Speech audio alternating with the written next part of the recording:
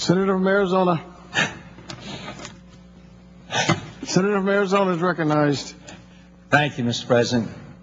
Mr. President, I'm joined by my friend and colleague and fellow warrior, Senator Feingold, and he and I both have some remarks to make, and I was chosen to go first, and then Senator Feingold, I know, will also want to address what we think is a very important issue.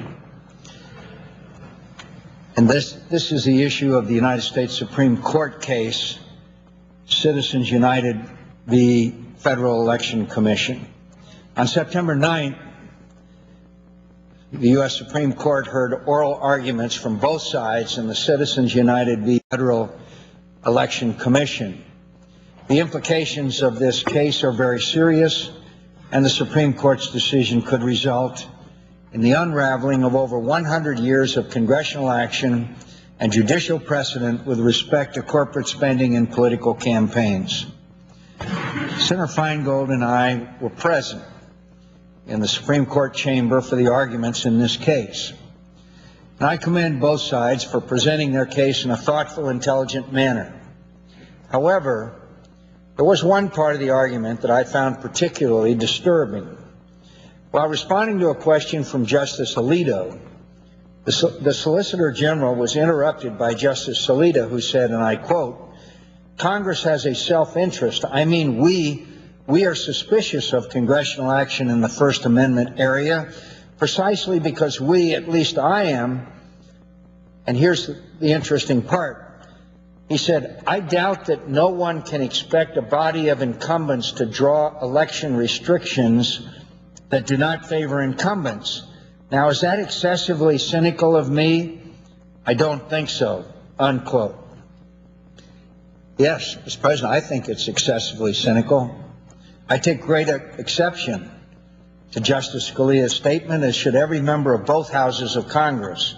It is an affront to the thousands of good, decent, honorable men and women who have served this nation in these halls for well over 200 years. Not only was Justice Scalia's statement excessively cynical, it showed his unfortunate lack of understanding of the facts and the history of campaign reform.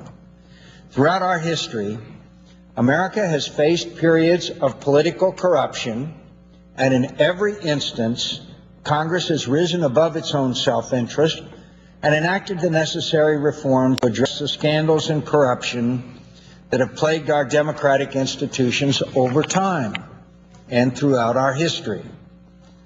The Tillman Act in 1907, the Publicity Act in 1910, the Federal Corrupt Practices Act in 1925, the Public Utilities Holding Act in 1935, the Hatch Act in 1939, the Smith-Connolly Act in 1943, the Taft-Hartley Act in 1947, the Long Act in 1968, the Federal Election Campaign Act in 1974, and the Bipartisan Campaign Reform Act in 2002 are just some of the reforms enacted by Congress over the years to address corruption in our government and in our campaigns. Simply put, history has proven Justice Scalia wrong in his assessment that Congress will not act in anything but a self-serving manner. Justice Scalia's statement was also remarkable in that it exposed his belief that when it comes to issues relating to campaign reform, he somehow is a better arbiter of what is needed to reform the electoral process than the Congress or the American people. With all due respect, that is not the job of the judicial branch.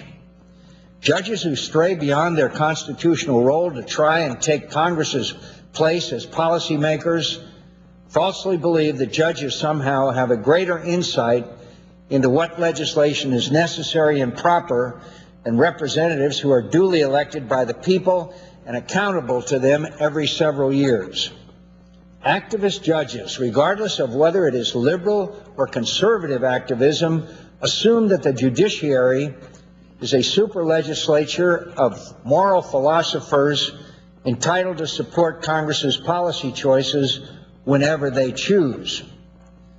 I believe this judicial activism is wrong and is contrary to the Constitution. Mr. President, our Constitution is very clear in its delineation and disbursement of power. It solely tasks the Congress with creating law, not the courts.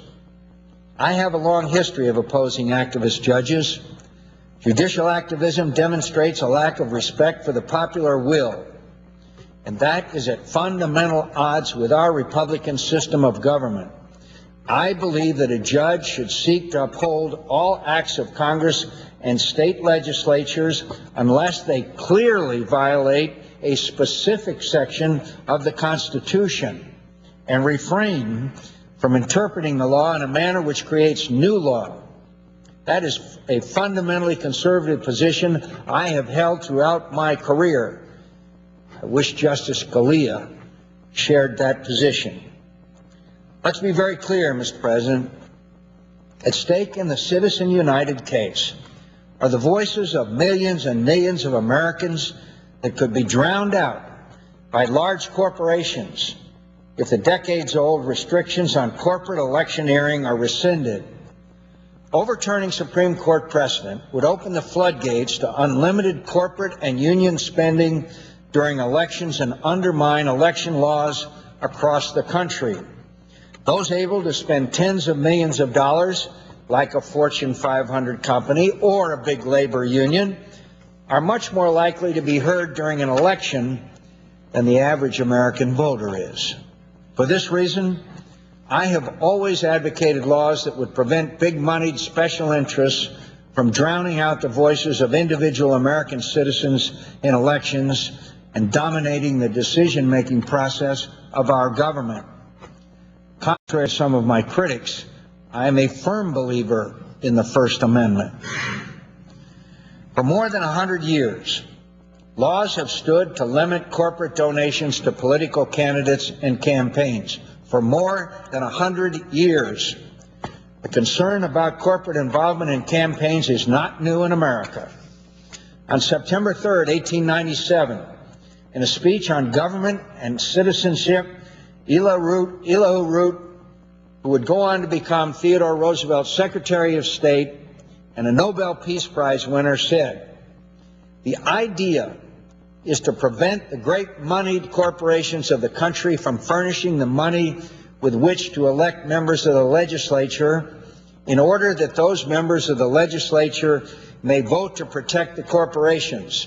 It is to prevent the great railroad companies, the great insurance companies, the great telephone companies, the great aggregations of wealth from using their corporate funds directly or indirectly to send members of the legislature to these halls in order to vote for their protection and the advancement of their interests as against those of the public."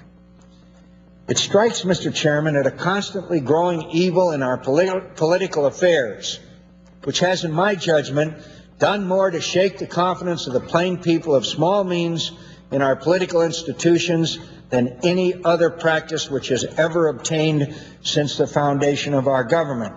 And I believe, remember this was in 1897, he went on to say, "I believe that the time has come when something ought to be done to put a check upon the giving of $50,000 or $100,000 by a great corporation toward political purposes, upon the understanding that a debt is created from a political party to it, a debt to be recognized and repaid with the votes of representatives in the legislature and in Congress, or by the action of administrative or executive officers who have been elected in a measure through the use of the money so contributed."